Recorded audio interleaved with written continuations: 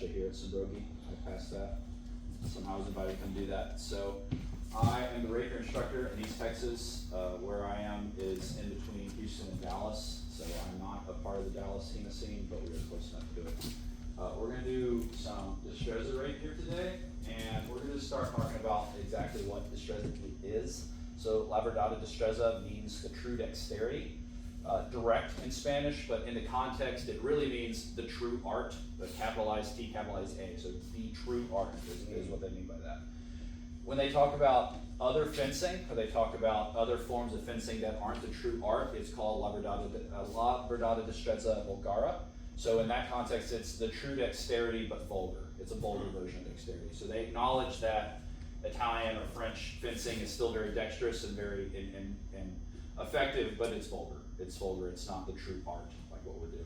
And that's really common in the early, all through the Renaissance, that type of verbiage. But what's important about Destrezza is that it was taught as a part of a young man's education in Spain. It's a part, you have mathematics and physics and dance, and Destrezza was a direct application of all of those things together. That was the general goal. And because it is a rapier system, rapier was one of the first civilian dueling weapons that existed. Widespread existed. There were dueling weapons before this. We talk about Messer as a kind of a civilian weapon, kind of, sort of, kind of not. But the rapier was the first civilian status sidearm that just regular people would be walking around with, as opposed to just the nobility. So it was a lot more widespread, and it had a lot of context that survives that. But what's important, we're going to start with some Destrezza footwork.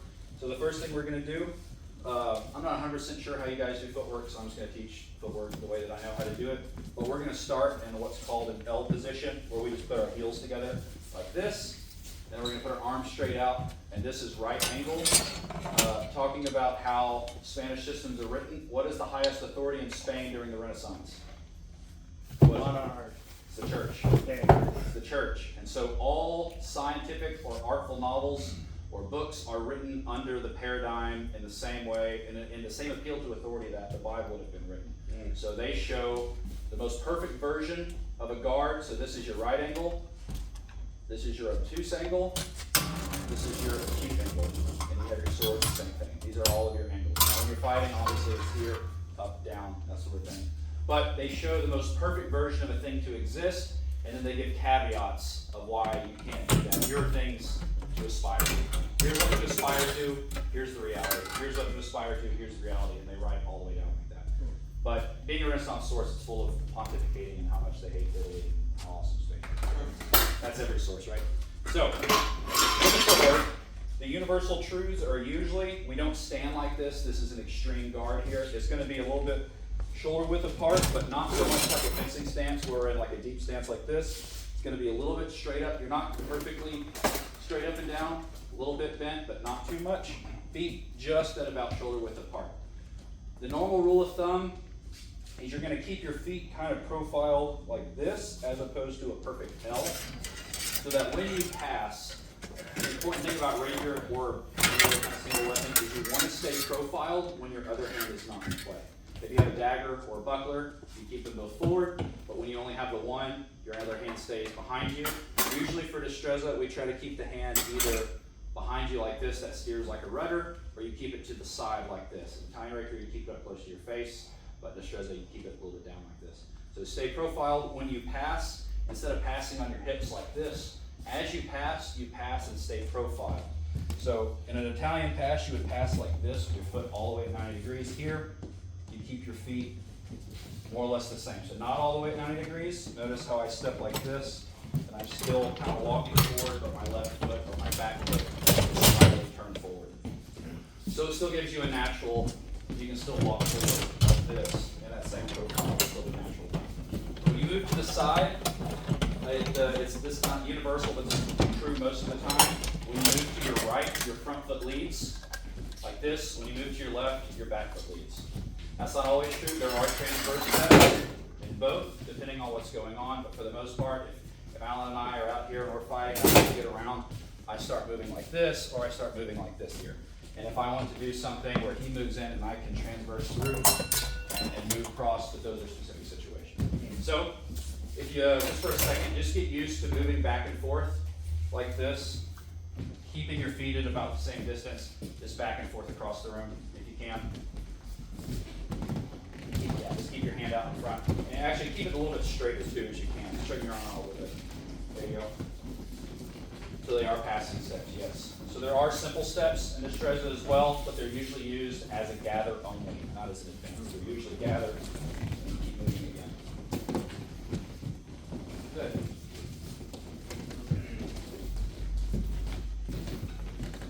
Good. All right. Now, if we could get, let's say, just half of y'all come back onto this side and just do what y'all normally do where you line up against each other. What we're going to do now is, as an example, mine with Alan again, what I'm going to do is I'm going to step forward with Alan like this. I'm going to step forward and gather my feet together, and as I do this, Alan is going to step off to his right and continue to point at me, but he's going to keep his body profile. So what's very important with Destrezza is that you're not then turning, it is turn as you step, turn as you step, so that if you do this, you will eventually make a full circle. Turn as you step. So when you move, you're transversing essentially every time to make sure that you make a circle. So once again, if I advance towards Alan, he turns and stays with me. Correct. Just like that. And remember, lead with your front foot. Oh, thank you. Very good. One more time. There you go. Yes. All right. So what you're going to do, try and stay in your lanes as much as you can. If you have to get close enough to do it, advance and turn, advance and turn, advance and turn, and then switch after, say, after you make a full circle, switch. Yep.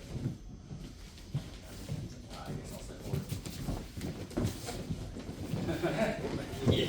Okay, just watch your surroundings as much as you can. Yeah. Yeah. There. All right, you ready? Okay. Yeah.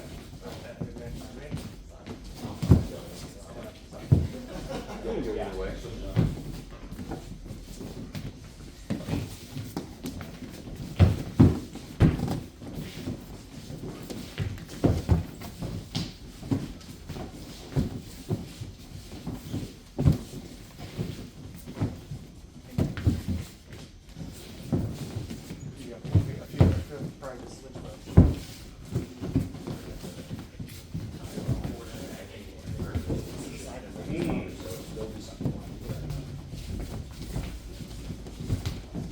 All right, that's pretty good. All right, so talk about, shake hands. There's a concept in Italian Renaissance fencing called sprezzatura. The word means to disdain, literally. But what they're talking about, the example would be if you were to watch a really good artist paint on a canvas and how he just moves his hand up and down, but the painting happens, and he seems to not give any. He's not concentrating, he's not doing anything, he's just doing it, it's just happening. That would be considered sprezzatura. Where that's important in fencing is Destrezza is very big on both being simultaneously dramatic but very subtle at the same time. So although large movements do exist, most of the footwork is very flowy, as though we're kind of dancing. You don't want it to look like you're doing interpretive dance with each other, but it is very much like perfect control, perfect footwork, subtle movements, as little as possible to demonstrate how much better you are than the other person. That is the general goal. Now, obviously, wide steps happen. You sometimes are farther away, and you have to close the distance quickly. But the general rule is to try and keep it as small and as subtle as possible. So we can go ahead and grab swords. But I'm going to go over grip really fast. That will help us out for the rest of the day. If you need a cup right here, I have a bunch in my box in here. I know there's a couple over there. You don't have to use a cup, but it would be, it looks cool. Thanks, sir. Yep. Sorry, yeah, they're all just in there. Zeke. Which one? Little Zeke. Do you have a rapier, Mike? I don't. Okay.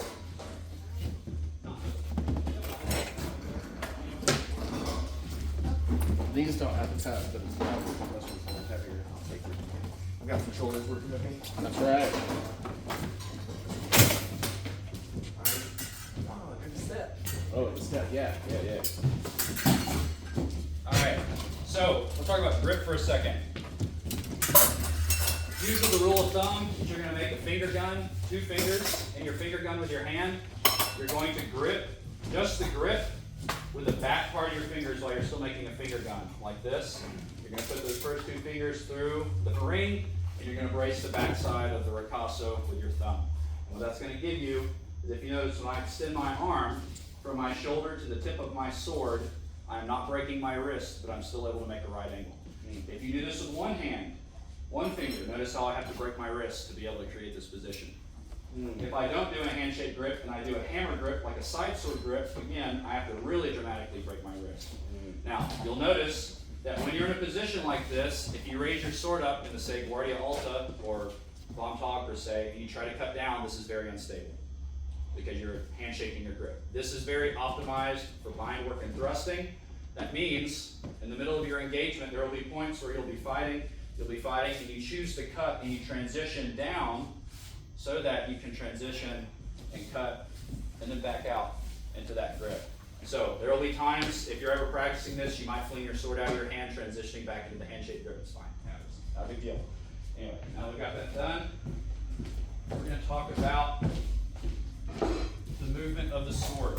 So disengages are mostly done at the tip in a circle like this, or in a V around the blade like this. And Destrezza, that's still true, but we're going to add a layer. If you consider this a point of rotation on your sword, notice how my cup moves around my sword and my tip moves like this. And so we create this movement where you see I swirl my wrist around, kind of like this, to be able to create a disengage like this. And what this gets us, if I'm here with Derek, if Derek overbinds over my sword and I choose to come in across like this, I can just swirl around his sword without really pushing him out of the way. That's the general idea behind that. So, super integral to be able to do that for Destrezza is that form of a disengage. So, obviously, standing out like this all the time can get super tiring. So, most of the guard happens, we'll call this, so we'll go through real quick. This guard here, they talk about nails, the direction your nails are turned up and down. Italians talk about the palm up and down. But for the intents and purposes, if our sword is in a scabbard and we drew our sword out like this is called first guard. If we come down and our palm is straight down, this is second guard. If we bring it to the middle of our body and our quillins are straight up and our palms to our left, this is third guard.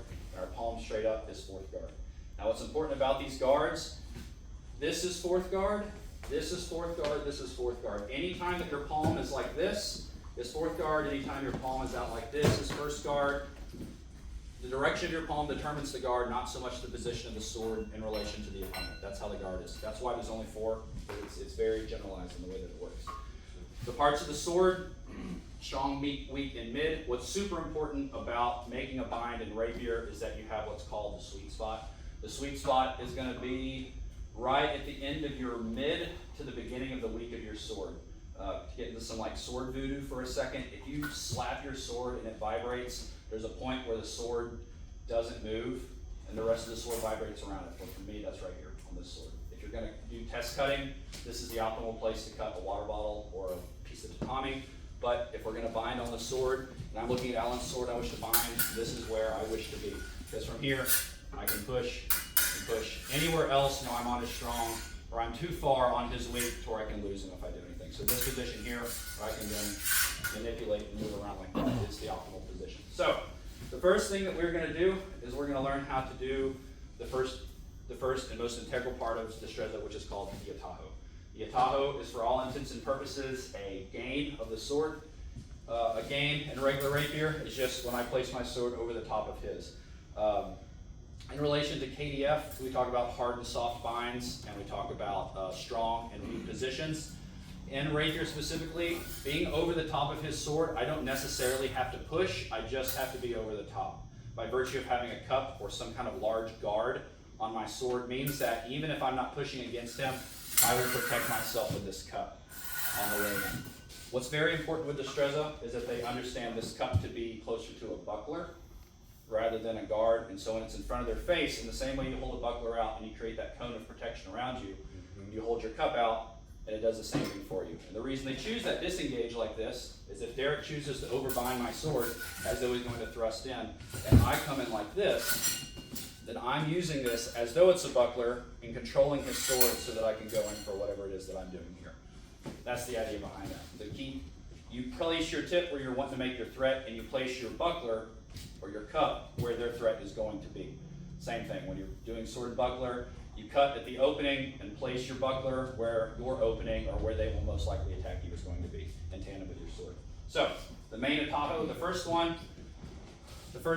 is if let's say we're both out in right angle like this, it can be acute like that, it doesn't really matter, is you're going to step with your left foot forward, down like this. This is your first atajo. And down, and like this. And then the movement from here, what's really important is that imagine there's a big circle on the ground. We're starting at the edge of this circle. I move in to the circle, in to attack, and back out of the circle and regain this atajo again, and then move around. Obviously, he's standing still, so this would be in, and out, like this. Make a large triangle step as you do it.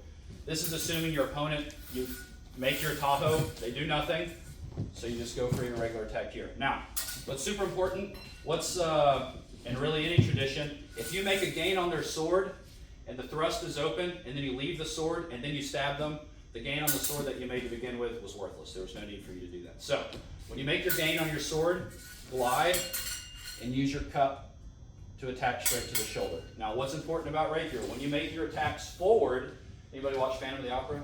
Anybody a big Phantom of the Opera fan?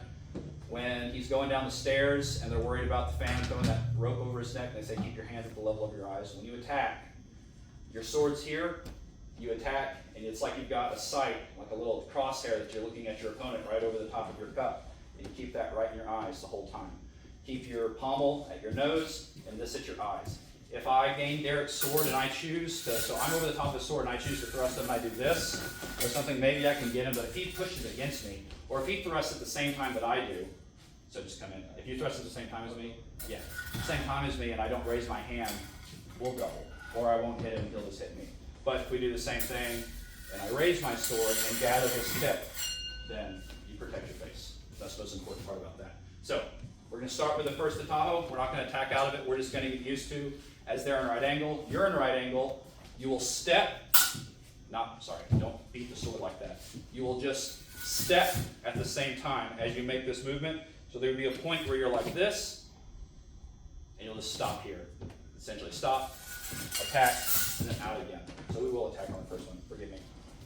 It will be atajo, an attack to this shoulder. Notice how I'm leaning a little bit forward to make this work. Leaning just a little bit, keeping my back leg straight with my head to my toe. Back, and then back out. Triangular one more time. In, out. So real quick, let's see if we can try that. Please don't hit each other in the face. Should we just have masks on? Why not? Let's just go ahead and put a mask on. This is to the shoulder, but you know.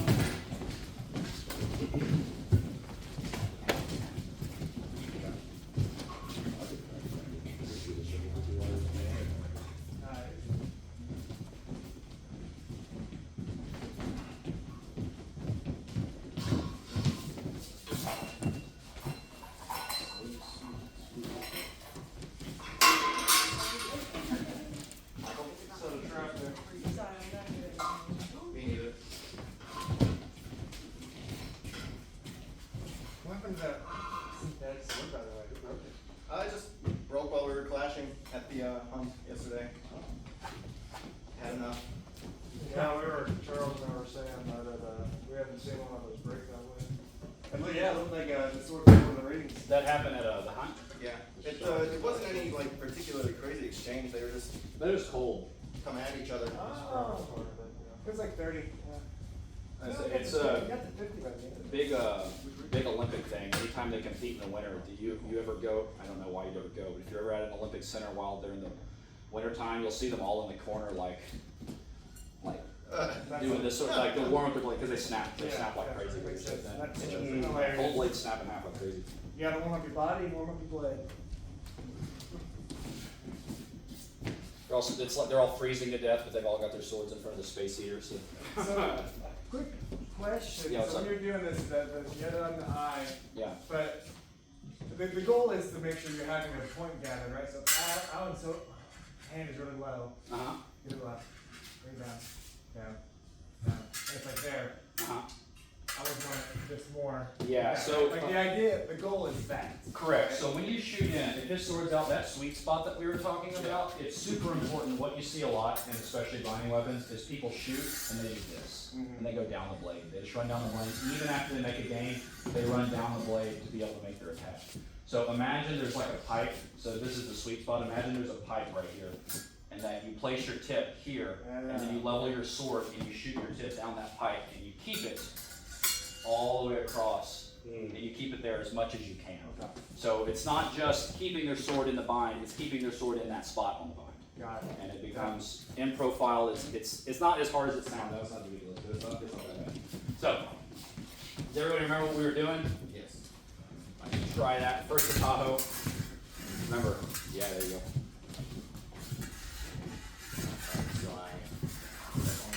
Good. Yeah. We're doing 5 and switch or 20? Yeah, do 5 and switch. 5 and switch is good. Also, for rapier, the face is a juicy target, but it is the hardest target. So aim for the shoulder. Yeah, there you go. Step up and back. Yeah. Left, forward, left. When you go in, try and make it more across like all the way. So you don't have to go all the way up like this, but when you're going in, you're super dramatic. It just needs to be this much and this much. One more. So real quick, before we go any farther, range for Destrezza, stick your sword up on me, please, all the way in right angle. Bell to bell is fighting range in Destrezza. I know we're used to this, but for the intents and purposes, this is here. So what that means is a lot of the plays in Destrezza, as they're learned, they don't neglect, but they don't cover what happens in the wide distance. What do you guys call Majora Larga? Suffected? I mean, basically. Essentially. No distance. No distance or something. Yeah, so it's not that that doesn't exist. No, if we decide we're gonna fight, there's things that happen, but I don't start making my motions until I'm in that range, right? And we're making such a big gain because we're so close and because we're in that range. So when we're doing this drill, make sure that you're at this range. So this and across like this is just a natural movement forward. You don't have to be so dramatic with your movement. Right, continue please. One more. Do one more. 2 on the end. Okay, there we go. That makes a lot more sense. Yeah, okay. That's good. All right, you're good. Now you're good. So you will do the same thing. When you move in, you will still attack this direction, but your target is now here instead of the shoulder over here. So as you make that top, you should raise your sword up in front of the face. Yeah. Good.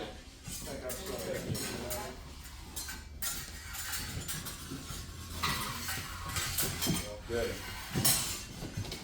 This should feel like pretty similar to Italian side sword.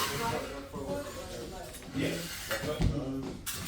probably going to want to swing it off with your front foot. It's really shown as you step, you're on your heel right here, so that you, force your hips into that thrust. Yeah.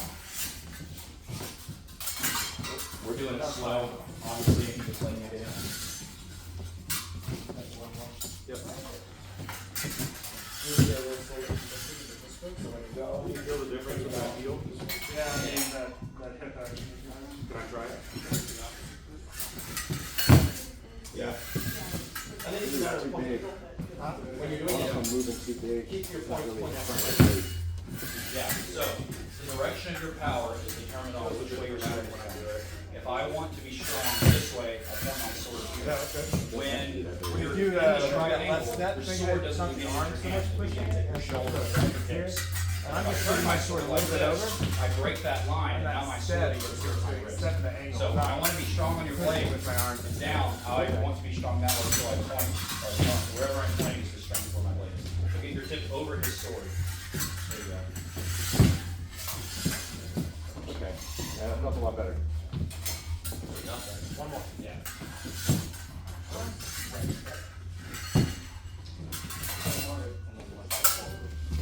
Good. Yeah.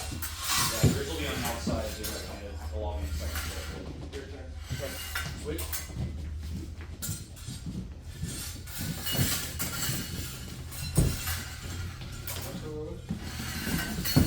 I got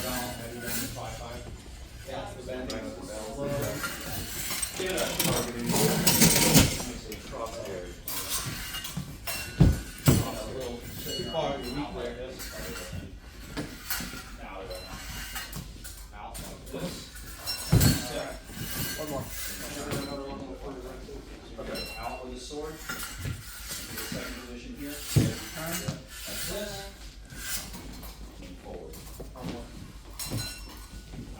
Switch. There you go.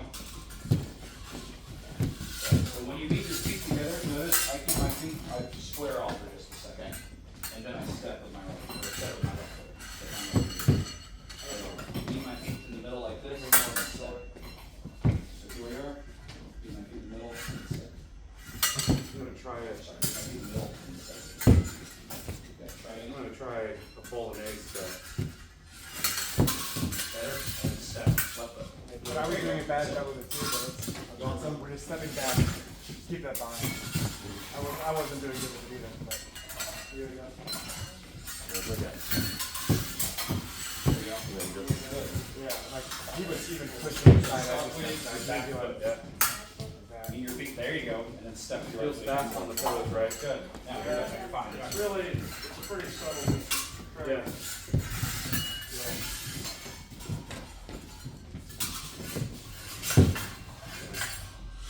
My God. Right angles, baby. There you go. Oops, sorry. Yeah, the floor's a little slippery today. Good, let me see one I feel like it's really just like sitting on your foot. Good. Just like Yeah, that's it. lined up. Yeah.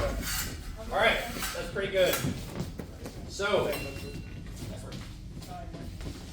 this is a non-reactive opponent. How this really looks is that we're out here, I approach Derek, I get this, bam, and it comes in like that. There is no wait to see what he does. There is, I take the Atajo and hit him like that. Now, when you touch somebody's sword, it's fooling, right? They feel everything that you're doing. They feel you push them out of the way. They feel you start gliding down their sword. So his natural inclination from here is to do what? If I'm not doing this type of distance. Yeah. It's to disengage and to move back probably if he feels like he's in a bad position. So we'll move on. This just for fun. If he pushes back against my sword like this, correct. This is most people. That's an intelligent option. This is the most people option, right? Yeah. Most people option is just push back against you, not actually disengage and back up. So I come to make my Atajo. He pushes back, disengage, and you hit to the flank like this. Now notice, I still raise my sword to in front of my face because I don't want him to hit me. I could get pushed out of the way and do this, but then I am susceptible to being hit. So you still raise your sword up like this. Now notice, because of that handshake grip, I'm able to grip my sword at this weird funky angle like this, but I still have control because I'm placing the tip onto my opponent. I make that contact and then raise to be able to protect myself like this. But I'm still doing the exact same motion with my feet. Nothing has changed. He pushes against me, disengage, like this.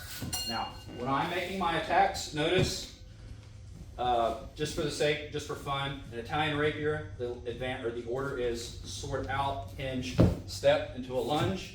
Destrezza is no different. It is still sword engaged, lean, and just that much. But when I make that attack here, comes out, I extend my sword and lean into it to be able to make that range. I'm still stepping, but I'm leaning into it to keep that arrowhead of my body to keep going forward into that forward momentum. I was explaining earlier, your sword does not begin at your hand in Destrezza, it begins at your shoulder and at your hips. When I keep this right angle, I am generating power through my whole body. If I do this, or I do this, or I do something, or I'm doing this, I break that line of power, and now my sword begins here. For cutting, this is fine, but for a thrusting action, where I'm trying to generate all of this power forward, if I break that line, then all my thrust gets blown out of the way side to side. I'm relying on the strength of my hips and my shoulders to stay strong in that bind so that I can push through opposition when I'm thrusting. Even when he pushes against me and disengages forward like this, it's still necessary that you do that. So, one more time, I'm going to show this. We're going to start with the same thing. I go for my Atajo as he pushes against me, step again into this flanking hit. This is a hit to this hip right here. We talk about the 4 targets of Destrezza. You have number 1, number 2, number 3, and number 4. Number 1 is almost always a cut. It's not always a cut, but it is almost always a cut. An example would be is if he pushes me all the way hard and I go to cut, it's always to this position here. Most of my attacks begin at number 2. This is my main target because that's where my right angle is. If he pushes me down and I go down into this flank, it's here. Or if I get really behind him, then it becomes this lower target here into this leg. So let's move on to that second atajo with a disengage. Your disengage will go with the pressure of their sword. Do not anticipate them pushing you away. If they don't push you away, do the first one. But as they push you away, disengage and then hit. Use the pressure of their push to disengage and make that hit. Do not anticipate the disengage or you will double. So, engage. All right, why don't we shake hands? Oh and yeah, wag I our forgot. wheel? You can wag your wheel. So you're Same partner for 3 hours. Yeah. And Kim, do you want to step out and let Mike in? Yeah. How's it going? Hey, good to see you.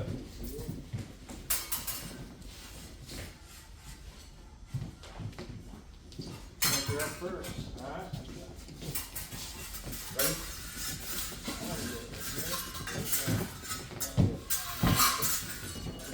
So what you're going to do is as he makes the tato across like this, so you're going to turn your edge of his sword. Yeah, right there. You're going to push back across him like that.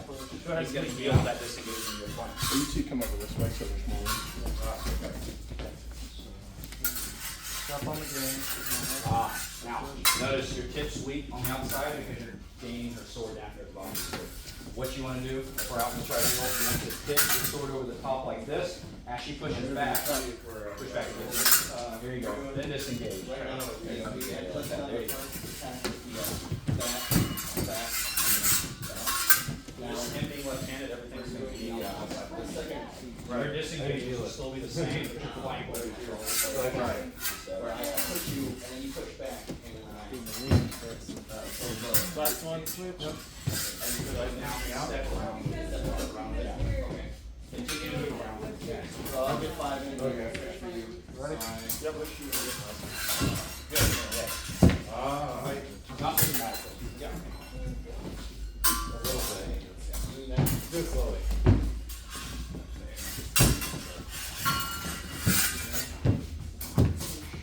Charles, I can see why it's so important to Yeah. keep that up. So you don't get murdered. Yep. So when you go to the top, when you go to the top, the direction of power comes from one of your tips the direction you want to go. Oh. As she turns her head, Wonder your if I'm sword turning my hand. pushes back against you. Yes. You use that I power. was turning you as well. Is it palm up? Take the palm down. For whom? For the attack. It is for the final hit. It will be palm down. This is the palm down. Yes. So, It is not in second go. okay, do one more. And then Yes. Yes. that's first. Yeah, that's for a fourth guard. This is first. Okay. Second So, guard. go back to our position. So you're gonna step and do the Apollo. This is what I was talking about. Under pickup. I'm going to push back. So that's when you disengage. Go for my hip. Yeah. Go for my hip. Don't forget to continue to stay. Kevin, Yes. scoot this way. Your turn. Towards me. Yes. Good. Yeah. Yeah. What's it gauge this? It's way easier than what I was doing. And then just go with it. Yeah. Close enough. That's good. Yeah. That's pretty good. There you go. My hand was bad. You got me right in the belly button. Yeah, it is. You got it. You're tired, you got it. How's the grip? We can do it with 2 fingers in. One more? And thumb on the back there. Alright, one more good one. One more. Oh, my bad. I think it's a lot easier to do that. So whenever you disengage. Try it again. Go ahead. Yeah. So within context, as you hit him, you continue moving around. Like forever, essentially. Hit him and keep moving. Obviously, you don't have the room to fly around for Raising my so that. Think of all of your hits in Destrezza like drive-bys. Oh my. That makes sense with the stepping. So Yeah. Until the time is loading up. Now under. Yep. Yeah. Now, Just continue the attack. yeah, all right. Yeah. Yeah. Always in motion. I guess. The shoulder workout day today. Is that too hard? Switch if you haven't already. You good? Yeah. Good. One more and You you go guys. ahead. I need a More for you. I think. Is that 5 or is that 4? Your turn, all right. Okay, I'll go one. Yeah. You want to try to fight? I like that. Well, baby, keep going. Yeah, that was aiming for that. Even better. Well, what's cool is you go through and get to the Yeah, exactly. Yeah, I was down super. To get kind of two 1-point targets get split back to one. too long.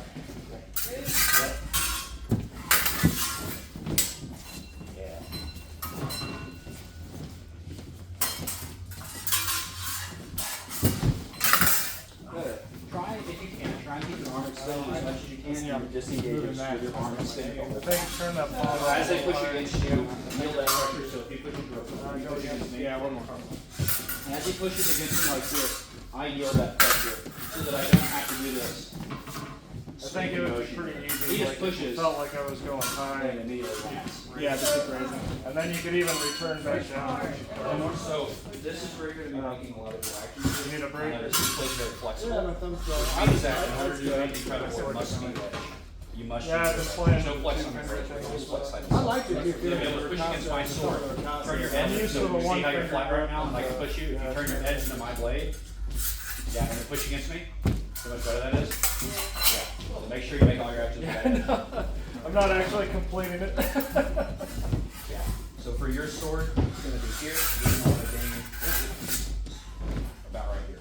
The sword just binds mine. It will slide forward as you make your That's top why I of the like other it.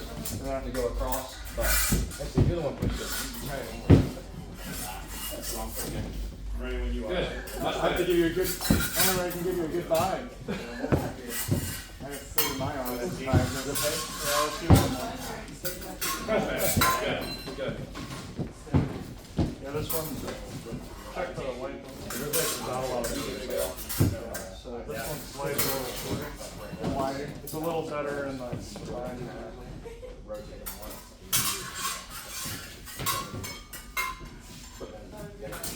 Yeah. Okay, now it's my turn. your turn. But I mean, that should be something to think about, because I might want to be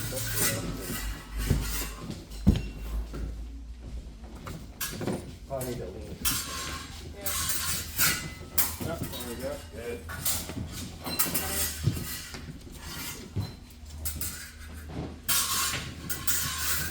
So your turn. All right, that's pretty good. Okay, so we're going to move into one that usually doesn't always. It can contain a grapple depending on your range. It's really kind of up to you. But since we're moving into that, we're going to talk about another kind of not a universal truth, but an almost always true truth in regards to Destrezza. There's a point where if you're in range to cut them with your sword, you're almost always in range to grab them as well. Which means that when you are going for a position where I'm on the outside line here with Derek, and I desire to cut him like this, I am close enough that in theory, with another pass, I could grab him with my hand. Which means that when I make this cut like this, my hand comes forward with my sword, just out, so we have it out. So that if I bind him like this, I'm prepared to come into some sort of wrist control or some kind of grapple. Like I talked about earlier with your hand being down or into some kind of steering motion, if we're into some sort of thing, and I cut, and I just immediately come forward or I'm passing and ready to get into that position. So, what we're going to do at this point is I make the same motion. Derek decides to push me out of the way dramatically, like this. And so I cut across and pass in with my front foot again. While attempting to grab for the arm is not 100% necessary. The reason that we're doing this, though, is notice my sword being placed on his mask. I'm not controlling the sword anymore. But I have a free hand, and I can keep it here on his hand to recreate the safety of wrestling, essentially. So, same thing. Let's scoot over away from that sword a little bit. same thing is going to be, I go to make this same game, he doesn't like it, and I pass and cut straight in, or if you can, even better, to come in and you push it against me, to pass straight in with this position here, and it comes across, and you continue to move away from him and pull him as you cut as well. So you continue to circle around him. So one more time to demo. Make my Tahoe, cut, and continue forward. Now it's not necessary that you grab him and push him, but you get your hand out there and at least push the cup away from you with an open palm. Once you make contact, grab. I know that you guys know this. Do not grab at people like this, or you'll jam your thumbs or you'll jam your fingers. Grab with an open hand. Once you make contact, then grab. Then start little T-Rex grabby hands on people. It makes sense, Grab. because if you weren't in reach to Yeah. grab me, I try to come Yeah, across. something like that. You jam my fingers, or worse, because this has a cup, or if you're fighting someone with a complex guard and you get your fingers tangled up in their rapier, and you get your thumbs stuck in there or something, it sucks. I've broken all my fingers doing that. Don't do it. It's a bad choice. So open palm, control. Sometimes the control will be here at the strong of the blade. You want the cup or you want the wrist is the most important thing with this left hand. Just remember, as you're passing and you're cutting, your hands come forward together and you make that cut and that grab almost simultaneously, as much as you can. Notice this was a dramatic fashion. It was dramatic because I'm responding to the pressure that I was given. The pressure that I was given was sudden and angry, almost pushing me out of the way, so I respond with that cut forward with that kind of momentum. Respond to their momentum with similar, dramatic fashion. So let's wagon wheel. Actually, let's take a break first and get some water, and then we'll wagon wheel. Do a few reps and wagon wheel some more people to do.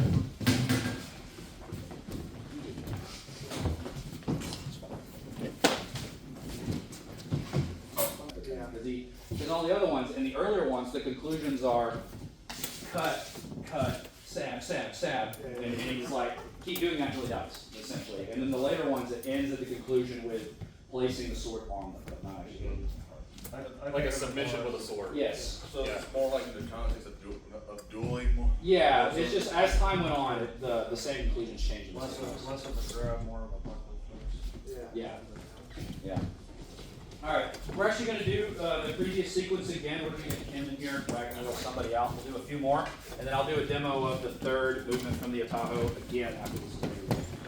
Go ahead, wagon wheel. Oh, how's it going, Zeke? Let's Battle get of the Zeeks. same sequence again.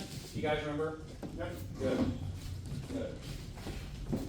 All right, so Kim, what you want to do? He's going to make it the Tahoe. If you don't like it, push against him. And he disengages and hits to the flank. When he hits the flank, he moves forward. That feels weird? Oh, so turn your hand all the way back around. Palm up. Oh, yeah. I will try it before that. Alright, one more. I know that feels weird. Is it make contact and then go up, or is it your turn? Go on contact and then go up. Because you're making contact here. Step on the press. You're pushing and you're forcing. So the Tahoe, that's it. Now I press, and you pivot underneath. That's it. Now I'm going to practice getting out. Step. Up, underneath. Now, Zeke will have to do it, the others is the Zeke. So the Tahoe, underneath. His will all have to, all these on the inside will have to be in second for him. Just by virtue There'll be a of- thing where, so if I did it again, I go sideways. Yeah, I was wondering, I did push, if I had to practice doing that one.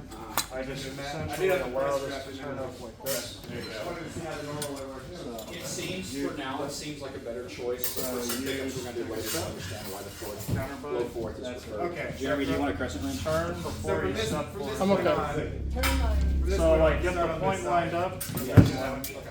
Alright, you're If you lunge before the point's lined up, you'll have a hard time getting it on you. Good, yes. Press. Make contact though, hit him. We see, yeah. That's it. If you lunge before you got the Don't train point lined yourself. up. Get your target, pick your target Good. before you do it.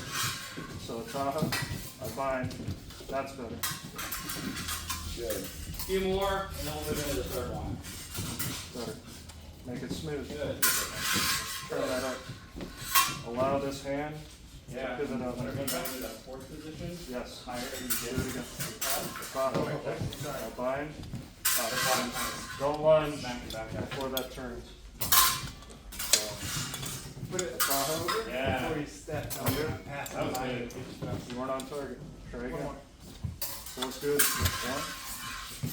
Gotcha. Good. Got it. Good, yeah.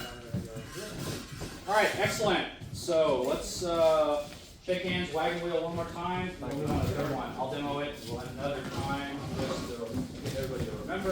If I can steal Derek again. So, in a right angle, I make my Tahoe. He pushes me out of the way. We cut.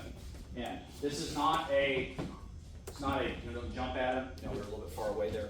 But I make my Tahoe and cut like this. Notice, move straight in. I don't move straight in because this is where I am. It is still a transverse step, but I'm closing off that line by moving transverse back the direction. I step this way, and I cut back this way. Notice I'm still close enough that I don't have to lunge out of this. It is just made my Tahoe, got pushed out of the way, cut back across like this. With my hand out, get your hand out there. And then, you know, this actual finisher is after you cut, you pull down, and you just keep cutting until the death. But obviously we don't need to do that. So, let's try a few times. 5 on each side. Have at it. Push me hard this way. Dramatically. So when you push your, real quick, when you push your opponent out of the way, you're not just pushing, you are, get that crap out of my face, pushing him out of the way. I'll push you, well, that's some of these. Push me.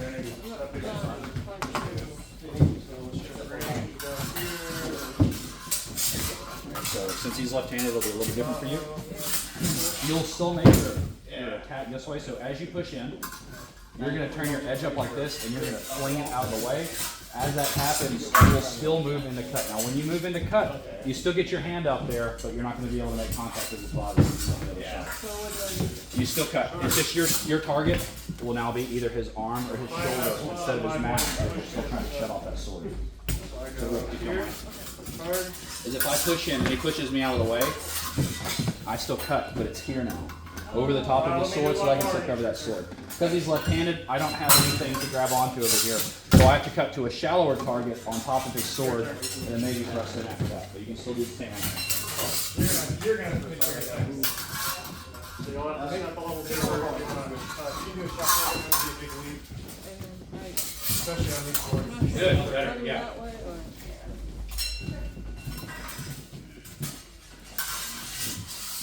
I gotta remember to step that first one.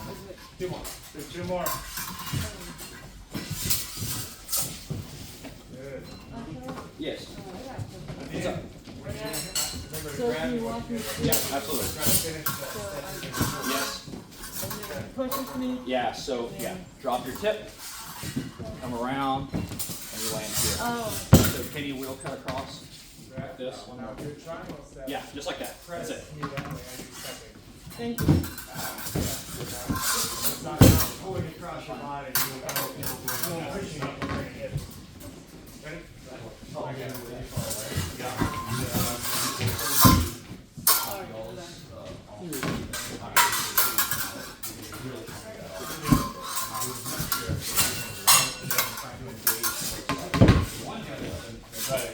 Raise your spine. Right, subtle. Right, this is dramatic. So, yeah, long sword makes it big. You can make your Your squeeze turn when you're ready. small again, and then hand up and long sword smaller.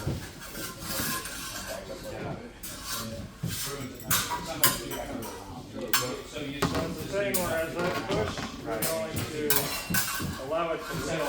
Almost like the wheel on the cut we did in the bachelor class. I think Yeah, it's, that's 100%. I do that today a lot, and I've been wanting to practice it. So you need to let it slide off just a little smoother. So as I push here, With Travis, yeah. Yeah, so when you make your cut, yours is going to be the same thing. Your cut will land, if I'm left-handed, my Tahoe, if she pushes me all the way, One more. will be a cut to the arm.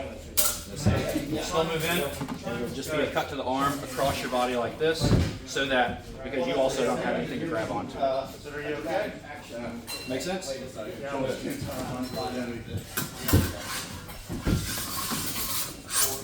All right, a couple more and we'll wagon wheel. Let me do another.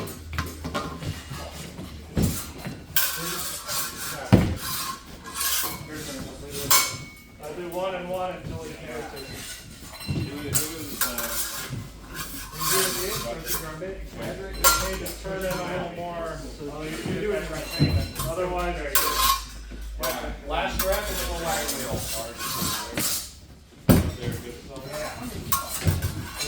you want to? That way you can go. All right, shake hands. We'll wagon wheel in. All right, get in here, Alan. Same thing, same drill, same setup, same everything. New partner. 5 on each side. Have at it. Engage. You first? Sorry. So, for you, this is the same thing. Because he's left-handed, your cuts, you're not going to be able to get arm control on the inside line because he's not profiled. Which means, if you don't mind to demonstrate this again, when I make mine a Tahoe, as he pushes me out of the way, I go to cut, I cut this here, like this, on top of his guard, on top of his sword, and I'm set up for something else. But I'm still doing the same cut across, same Moulinet wheeling cut around. Understand? Okay, good. And the same thing for him. When he goes to cut, his cut will also be to the inside line of your arm as well. Like when you get to that point, I believe it's You're doing the technique like a messer? yeah. Now, You're right. I thought it helped a little bit. Okay. Now it helps a little bit. I think A little slow. Yeah, Forward. Yeah. Oh, I think you're supposed to, like, because you're supposed to be on the circle. Yeah. You step forward with your So, cut. yeah, so you're gonna. I was a little wide out. Yeah. Sideways. Saying you're gonna circle around. And you get there. That's the way you do it, right? I go with it. So you're not disengaging underneath. Again. Here we are. I'm using his momentum. That bind coming back over. Right? Yeah. Does that make sense? Yep. So you just. So, you're gonna have what I was doing, press. Yeah, there you go. Try to keep the bind with him while you do the cut. But yeah, that was it.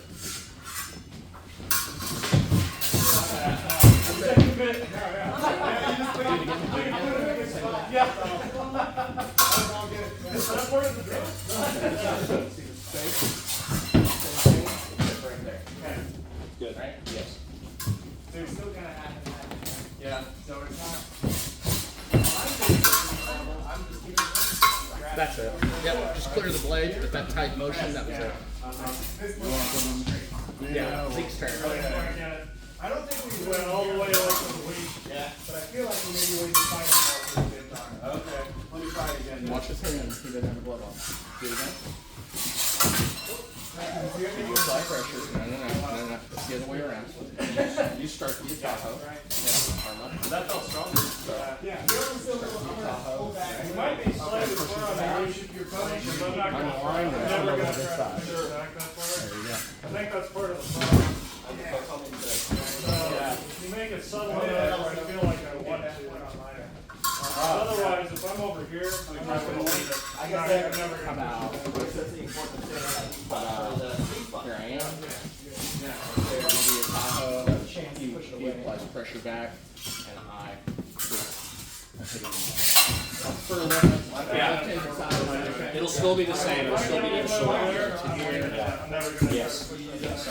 One more. Less dramatic. Yeah. I almost. So you apply pressure, Zeke. Your signs. Close. Feet, yeah. Yes. It'll be, you make your Tahoe, and it comes across. You'll have the transverse behind you to make that step. Or step, and step again, the same foot. You're gonna try and pull his leg forward, this shoulder forward. Chain. Alright, Gonna three be more. this side. One more, and then Okay. last one. One more. Try again, see. Footwork. Yeah. Try again. Step. Step. Nope. Step left foot.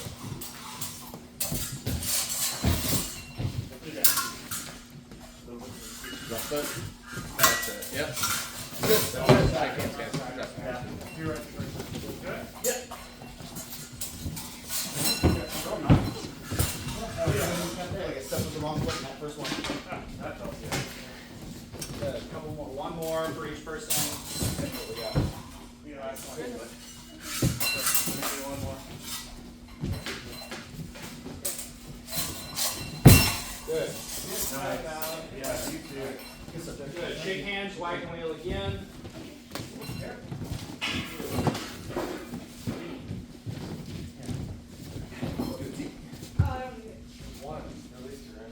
Oh yeah, if you're all painted, would be a bad choice. Okay, so those are the three main movements from a Tahoe number one. There are, as with all things, there are counters on top of counters on top of counters. They go on forever and ever and ever. Eventually, you get to a point where it turns into just like a giant disengage fight, and you sit there and disengage, until you get your moment, and then you do your tie. Fallon and I are fighting, and we're at this kind of distance. We're both trying to get our point. We're both trying to get a point. There it is. And I have it, and then see he reacts immediately, and that sort of thing. That's how quickly the mind pressure works. We're doing that. I get my Tahoe, and like this, and he reacts, and then we get into something else. But notice, with each movement, I continue to try and move forward because I'm trying to get to my conclusion. I'm trying to get to a fight ending. It's nothing wrong with making tags and getting out, but we prefer to be able to, if I can parry him here, to get something and get some sort of other kind of more definitive, objective conclusion to the fight. The reason I was stressing subtlety at the beginning, trying to move as little as possible, Destrezza prides itself on being the safest version of rapier because it is so objective in its movement.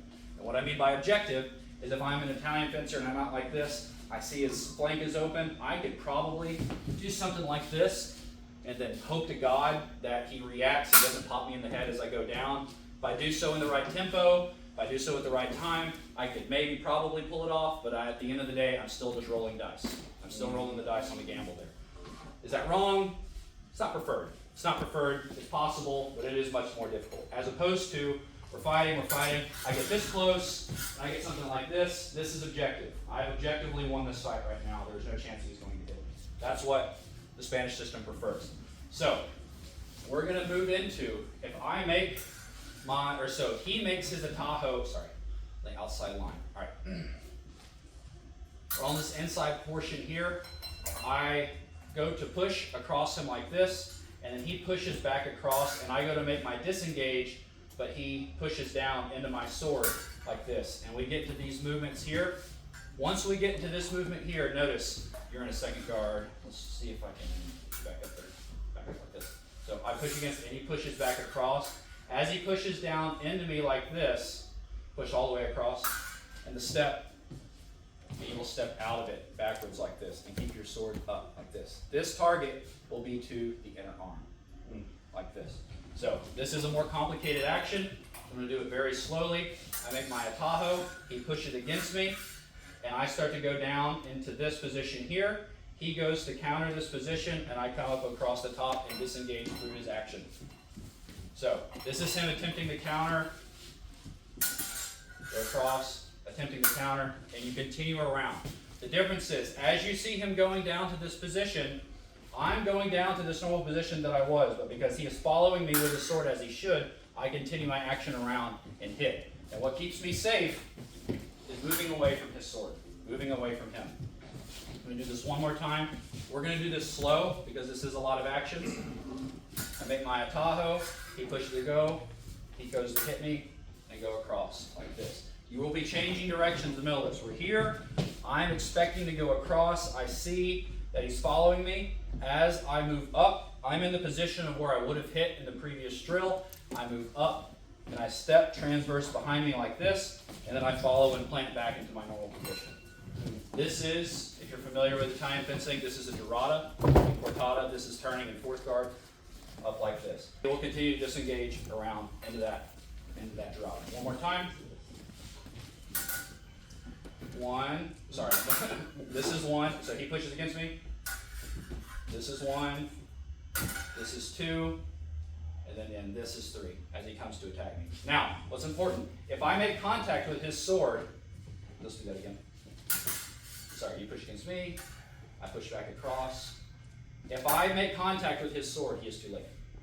He must see my sword coming down and disengage across, yes. And so, really and truly, I would understand tempo or indes. He is hitting me while I disengage or while I'm still trying to pick up his sword, and then also moving away from me, which is what is keeping him safe.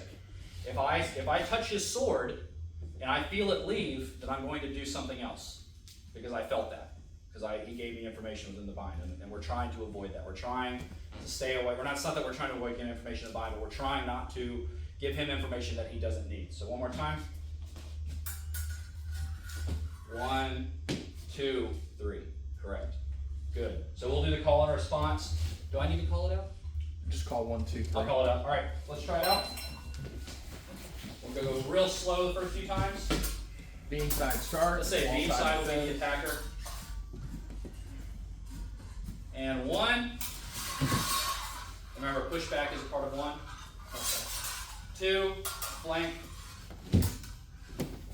Disengage and flank hit. There we go. There we go. And 3, disengage and hit. Then I am going to come in like this and I will come around. Even slower, perhaps.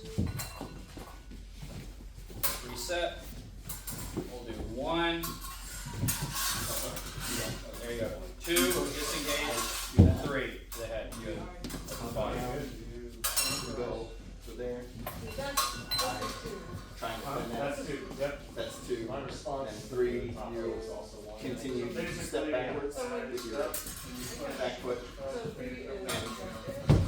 Look at this guy up. Palm up. So your initial, because Oh, yeah. there, Yeah. but you see All right. So, because you're you're left-handed again, all of your actions will be in second. okay. Yeah, no, it's okay, because you're always on the outside line. I should have noticed that. So it's always on the back. So you will be there instead of that. So, Yeah, you step is over there, and he's coming backwards. And then because you're going to be going this way, you change. Yeah. just move it around. Yes, yes. So I act as a 2 Step back and move up. She binds back, right? My palm is up. 2, she starts to try to engage my blade. I don't let her. 2, that simple. So again, 3, 1. Real slow. Yeah. 3, 2, 3. 3. I think we might be slightly closer. And then he pushes against Bind. you. You feel this, Hit. disengage. You see him going to collect your sword and going to collect your sword, and as you see that, now take your back foot and swing it over. Yeah. And then There you before go. she hits you, There engage you her go. arm. Just like that. Get away from it. All you're doing on So 3 you're is going to do the exact same thing. Then you Still get it tight. disengage you see me going Boom. and out like that. there to the Because I'm going down with Moving away. this. 3, But 3 to the arm. down, and back. step backwards. I'm trying to make sure I've got this. That's it. So when she moves her weapon down to try and stop you or hitting her hip, she creates an opening, and that's the opening you're taking. For me, it's like a direction. Yeah, that's right. Oh, I'm going Hold your sword. When you pass, it makes it easier to transverse around. If you start and then you try to swing it all the way around. What I was doing was I was lunging maybe 2 deep on stuff. Think you got it? It's your turn, you can do it. Try again. Going here. So you threaten the hip, threaten the hip, palm up, right? Yep. And then as she moves to bind it, you hit her, there you go. Is that right, Charlie? Yeah, so let's, real quick, the feet, you're gonna do the same thing that we did earlier, where when you make your Tahoe in, and you go to step, and you go to hit, but she's going for my sword right now, so I go across and change direction over at the top, so it'll just be this. You change direction. Yes, you're stepping back to get away from their sword and stepping away from them at the same time. You anticipate the disengage down as you're going for the flank and they're following your sword. You disengage, continue your disengage, and go over their sword and hit in the shoulder down. Better, yeah. Tighten it up, check your distance. You're a little shorter now with that sword. You don't have to change your wrist. So your turn, when you're out like that, you will continue to move. That's it, yeah, as you step away. Yep, good. Good job. I'm left-handed, and I make this a taco like this, and he pushes against me, and I go for this. As he goes across, I step back. Yes. And notice I'm staying in second as I do this all the way across. One more time. I make my taco like this. He pushes. I go for this flank. And step around like this. Make sense? One more.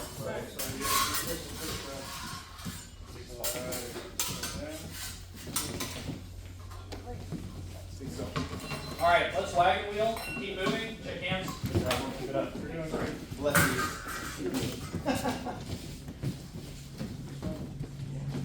Good. Same action. So I'm not going to call it out for you. Obviously, that fell apart easily.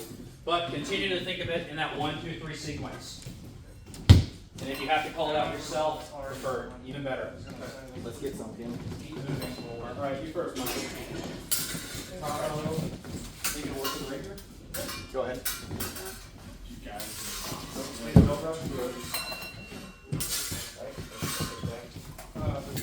There you go.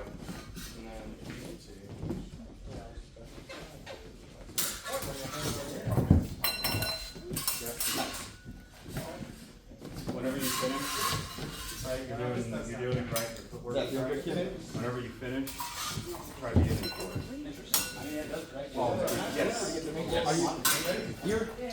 my God. You're right-handed, right? Okay, that's not sure. So I think you should be staying in forward the entire time when you're circling.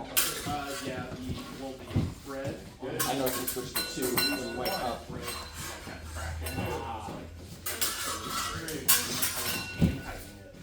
Yeah.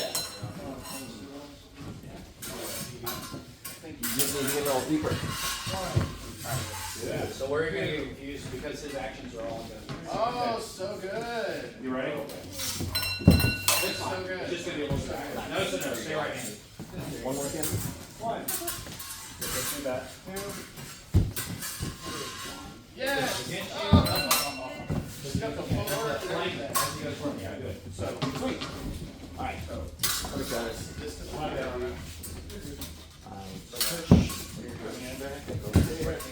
So when you go for your counter, if he pushes against me in this Atajo, and I push against him, this is all I need. I don't need, if I go over his sword like this, I push against him. So when he pushes against me, and I push against him like this, and he goes for that, so I go to pick this up, and that's when the ankle ties out. Because he's going for that under, and I see that, I go to pick it up. If you go over his sword initially, you're going to have a harder time getting around. Does that make sense? Good. I think I stepped too close. Blinded myself with the buffet.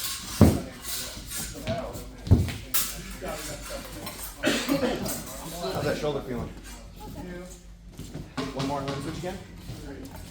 So when you go for your flank, it's just like the first one. When I make my auto and she pushes against me, and I go for this flank here, and she goes to move it, I'm moving in, and you step out of it as you're going into that distance. As though you're still going for the hit, and they go to pick it up now, and disengage over and hit. One more. Yeah.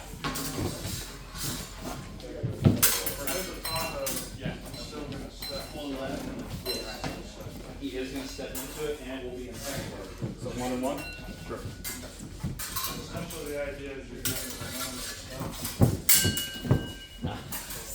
So put your sword on this side of the sword. Yeah, that's right.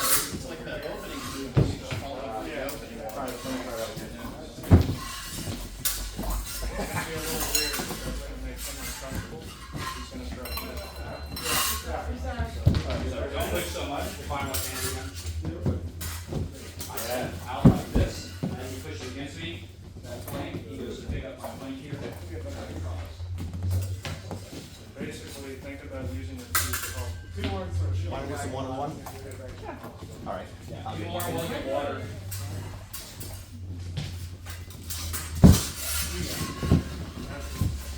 Now, let's push it back. Yes. You make sure to now it comes across. Go over the top. Turn your palm up. Second. Yeah. 1, 2, palm up. So you'll just slowly drop your palm up. Yeah. Right here. So then this part is You get the back and forth to kind of. actually opens you up, or opens your opponent up, and you got several targets. Yes. You don't Could go for the shoulder. Could go for the That's arm. just where they say to hit. The thing is, this sword can hit where it is. Okay, Face, body, hand, where. Yeah. The thing is, if they're a crazy person and are super aggressive and don't respect you, hit the inside of the face. You know what I'm saying? Yeah, if he's crazy, you have to do this thing inside the wrist and go. Ironically, in Rapier specifically, especially with a stiffer blade, if we're fighting and I'm able to get across this, like, and I'm able to split it, I'm able to get him here like this, especially as he's cocked back. That is a true stop. And when you throw someone good in the neck with a long sword, and they like, and it actually stops them. Same thing. Easier to the wrist, right here on the wrist, right here on the arm. Here, show me. So like, if we're doing something like this, and I come across and I get you, like, say here in the wrist, and I'm pushing against you. Don't get me wrong, that's like crazy to control and accuracy. Yeah, but it is. Good enough after a while. I've been doing that a little bit longer. I know. Ready? All right, couple more, I'll get water. Sounds good to me.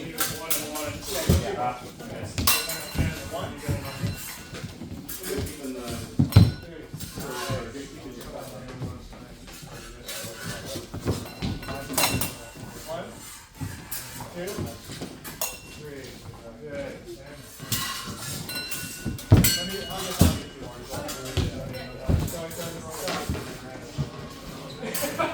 Yep.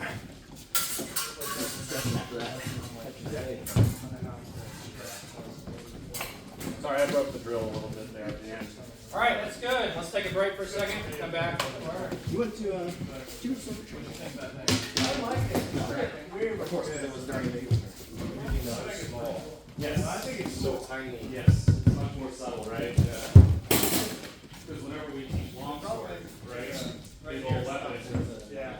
Big old set, right? I've gotten comfortable with that. Yes. Like I've gotten comfortable with knowing like That's not a bad thing. I'm not scared of it because it's got a big movement to get me. Yes. Yes. Yes. I think it might be long run where your hand out more. I just space being there. Yeah, not necessarily like this. Long swords are fine. A next are fine. But I think we can get You're gonna be better off. I think it's a little in the way. But not so much that I couldn't use the sword with it. I just think it would tie you up faster. Tie your hands up faster because they do more work. Yeah, that makes sense. So.